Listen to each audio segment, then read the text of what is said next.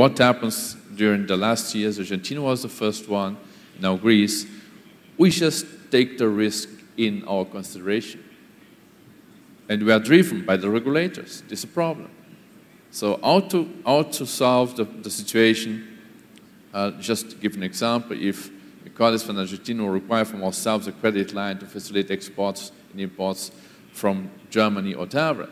So if we know him very well, you could say, well, we are doing this because we rely on you. Internal systems, regulators say, is a bad risk. We cannot do that. We have to make provisions for that. So it is not a simple story. And I must admit that it is not easy to handle this problem, you know? But we have to come to a solution in order to solve all the members within the group when they get into problems, to provide maybe a kind of certain joint assistance, to share the risk, just to provide something or facilitate exports and imports from our clients. We should not stop doing business with them. Well, the other story mentioned by Dr. Weiss is indeed, I don't know really, and this appears my group, our group as well, is everybody informed, aware about the importance of the group, IBP? I don't think so. All local banks maybe are not interested. They are just interested in facilitating the business. We try several times to convince them how important this is, but they are very focused locally. Yes, if we present them solutions to facilitate exports to Eastern Europe, for example, they are happy with this. Yes, but sometimes it's really a nightmare to convince that this is an important step towards helping the clients to solve their problems. And the last point I would like to mention is indeed we need a lot of time to implement some things. And well, this, I don't know what happens, but maybe this is the reason we are so different institutions acting in different countries, same values, but at the end we are still separated because we are looking for our own countries. Maybe we can change this. I hope so. Force des unis et faiblesse. Mr. De Sanzi. Sì, volevo aggiungere che sulla cooperazione bisogna, come è stato detto, operare su delle cose concrete, prima magari locali, nazionali e poi internazionali.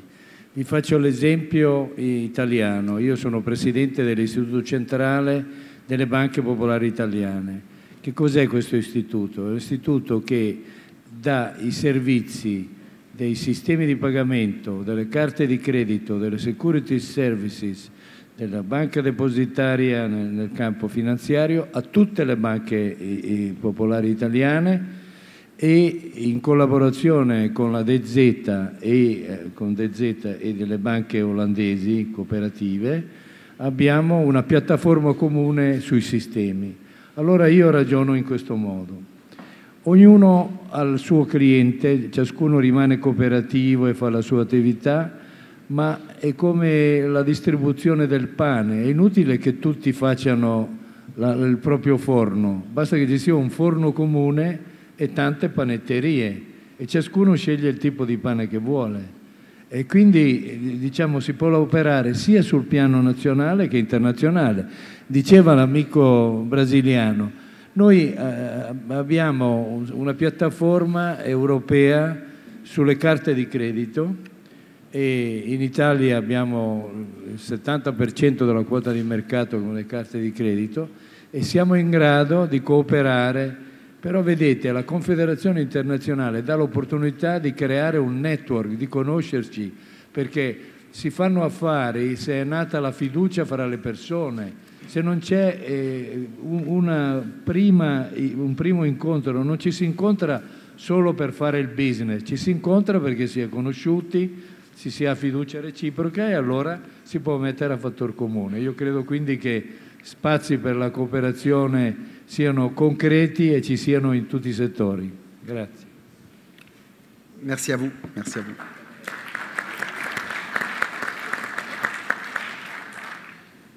Alors, J'ai entendu tout à l'heure, et c'est une très bonne nouvelle, on n'est pas en train d'arriver à la fin de l'année des coopératives, ce n'est que le début d'une décennie et probablement bien plus de coopération.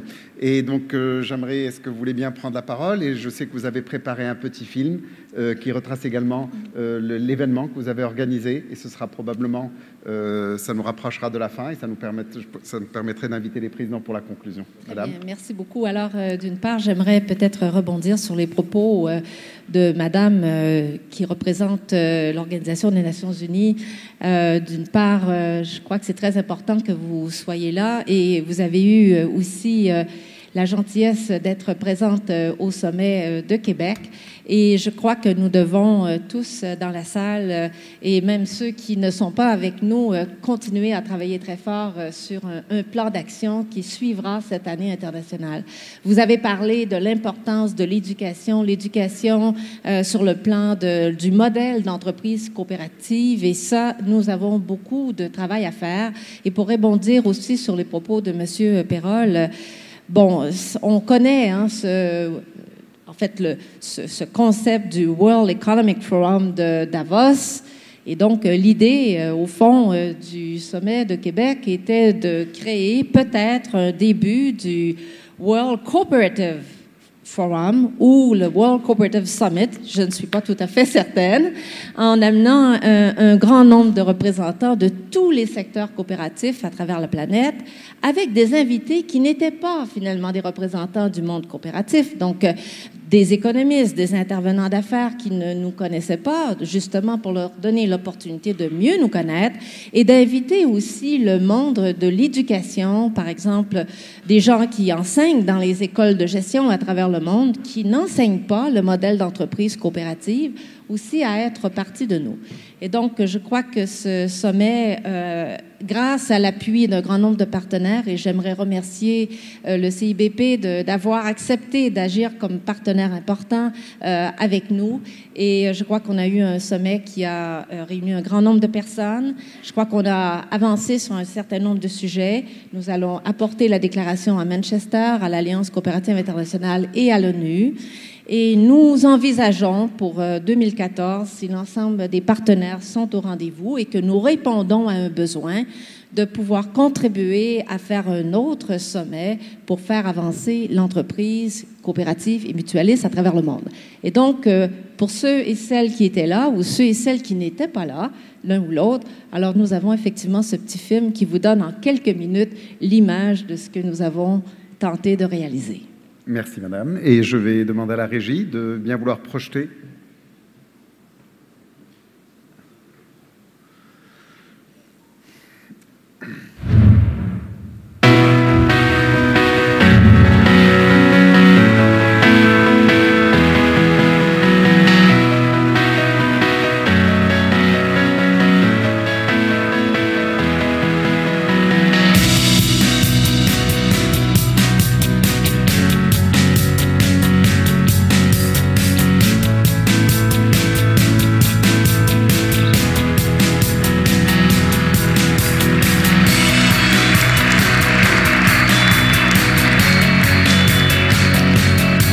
C'est maintenant qu'il faut coopérer pour créer l'avenir.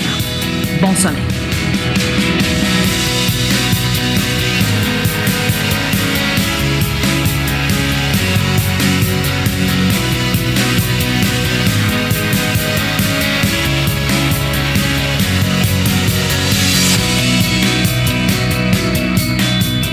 If your dreams don't scare you, they're not big enough.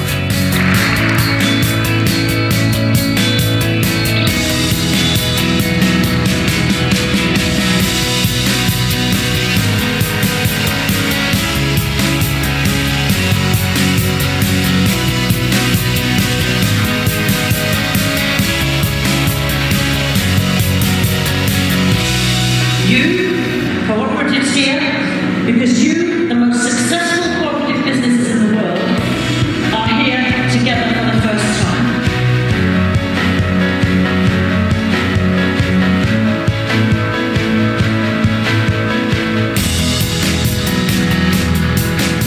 Tremendous opportunities with our youth.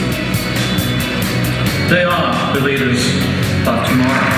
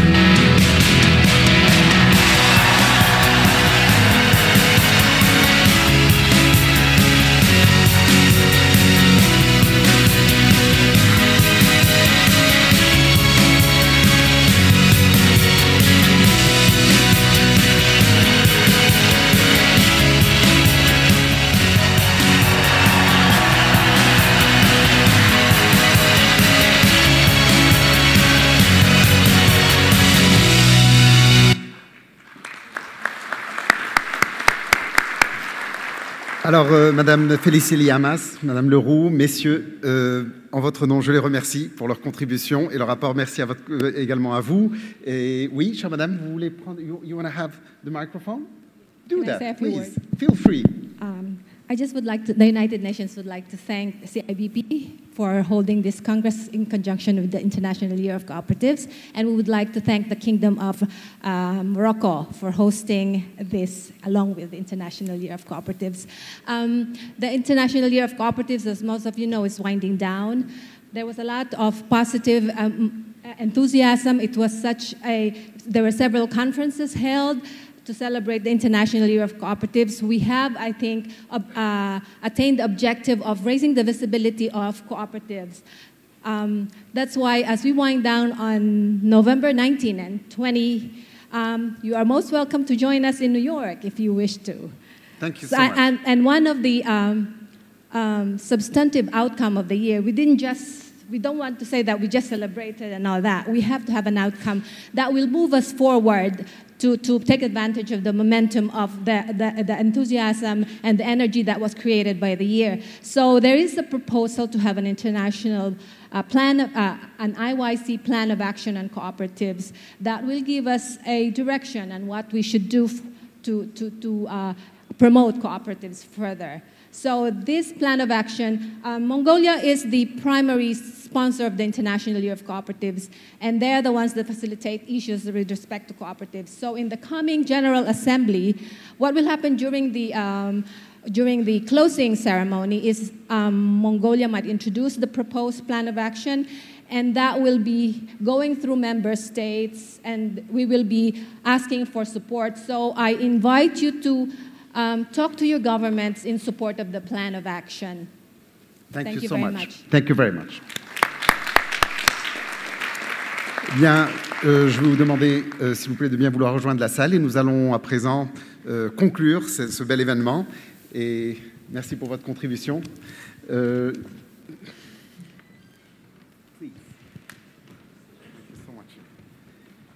Et je souhaite à présent inviter M. Alban Damour, sous vos applaudissements, mesdames et messieurs.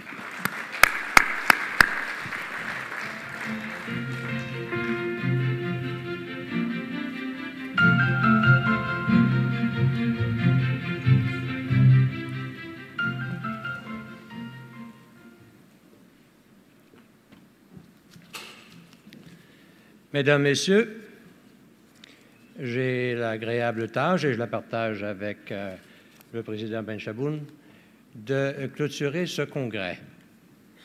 Je dirais ce magnifique congrès. Ce congrès réussi. J'exprime en votre nom, je pense déjà, des remerciements à plusieurs des personnes qui ont œuvré à ce succès. J'y reviendrai un peu plus tard. Je termine mon mandat à la présidence de la CIBP, ici même aujourd'hui. J'aurais participé pendant plus de 12 ans aux travaux de la CIBP, qui est devenue pour moi une famille coopérative que j'ai accompagnée et de laquelle j'ai appris considérablement. Bien que nous ayons plaisir à rappeler les succès de Desjardins, je dois dire que j'ai appris considérablement des expériences des membres de la CIBP. Nous avons, il y a 3 ans, lorsque j'ai accédé à la présidence, élaboré un plan stratégique qui nous a permis alors d'exprimer des ambitions fortes que nous avons crues porteuses pour l'avenir de la CIBP. Parmi ces ambitions, la première était celle de renforcer le fondement coopératif de nos modèles d'affaires coopératifs. J'ai compris que cette ambition rejoignait l'ensemble des membres de la CIBP. Nous avons eu aujourd'hui et hier un témoignage éloquent de votre contribution et votre engagement à renforcer le fondement coopératif de nos modèles d'affaires. Nous avons élaboré dans ce plan stratégique aussi des actions bien précises pour faire de la CIBP une véritable plateforme d'échange, un lieu d'échange et de réflexion, d'échange d'informations, d'échange de bonnes pratiques pour faire en sorte que tous ensemble, nous pouvions contribuer globalement. On a très souvent utilisé cette formule, penser globalement, agir localement. Il faudra aussi penser à le retourner de sens et penser localement et aussi agir globalement. La CIBP est une plateforme idéale pour permettre ces interventions. Les désirs que vous avez exprimés aujourd'hui de voir surgir au niveau international la solidarité qui est à la base de nos principes coopératifs, si nous agissons ensemble globalement, nous nous donnons l'occasion d'être solidaires de cette manière. Le plan de la CIBP, pour les 3 années qui viennent de s'écouler, bien sûr, ont souligné l'importance du lobbying. On en a parlé, un lobby auprès des organismes internationaux. Nous avons choisi d'accompagner les associations coopératives qui maîtrisaient mieux cette démarche de lobbying. Et je pense que c'est fructueux, mais nous devons continuer à faire des efforts considérables dans ce sens-là. Nous avons souhaité élargir le membership de la CIBP. Nous pensons que la CIBP est vraiment une organisation internationale. J'utilise les mots de mon ami de Sensi qui disait « Nous devons internationaliser davantage la CIBP ». Nous sommes, bien sûr, dans ce contexte, nous avons été très heureux d'accueillir nos collègues brésiliens qui sont venus agrandir, élargir cette famille. Nous leur avons souhaité la plus cordiale des bienvenues et vous avez été à même d'apprécier la contribution qu'ils peuvent apporter et qu'ils apportent déjà à la CIBP et à nous tous. Nous avons voulu, bien sûr, rejoindre d'autres pays, tels les États-Unis. L'Institut Fallon, bien sûr, se joint à nous et contribue à l'élargissement de ce membership. Nous avons aussi des contacts avec la Chine. Nous avons aussi des contacts étroits maintenant avec les Britanniques, avec Nationwide. Donc, cet effort pour accroître le membership, ces efforts sont fructueux.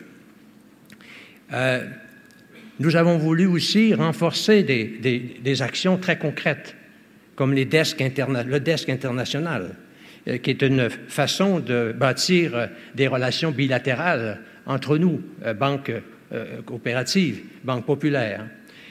Nous avons aussi, dans la foulée de ce que le sommet international fait valoir, nous avons besoin de formation, d'accroître, d'intensifier nos efforts de formation.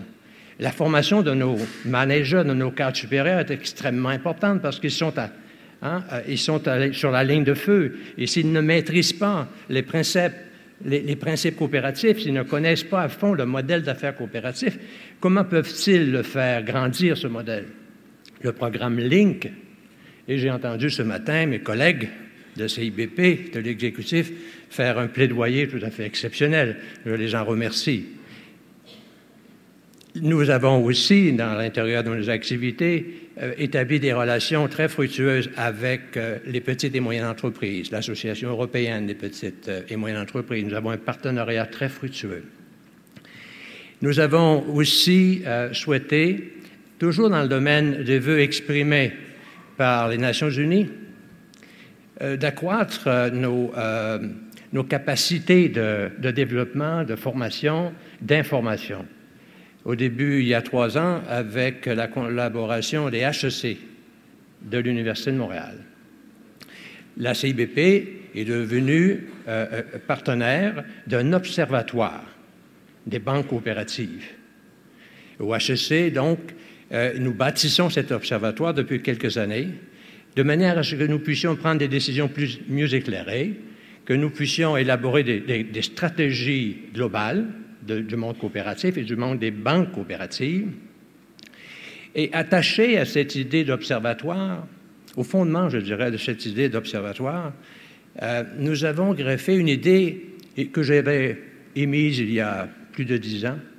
Et là, je rejoins les propos de ce matin de M. Okimi, qui parlait d'une agence de rating pour les banques coopératives. Nous avions émis cette idée d'avoir une agence de rating pour les coopératives, non pas pour concurrencer les Standard & Poor's et Fitch de ce monde, mais bien pour pouvoir, entre nous, qui partageons le même modèle d'affaires, pouvoir s'évaluer et pouvoir grandir ensemble de cette manière.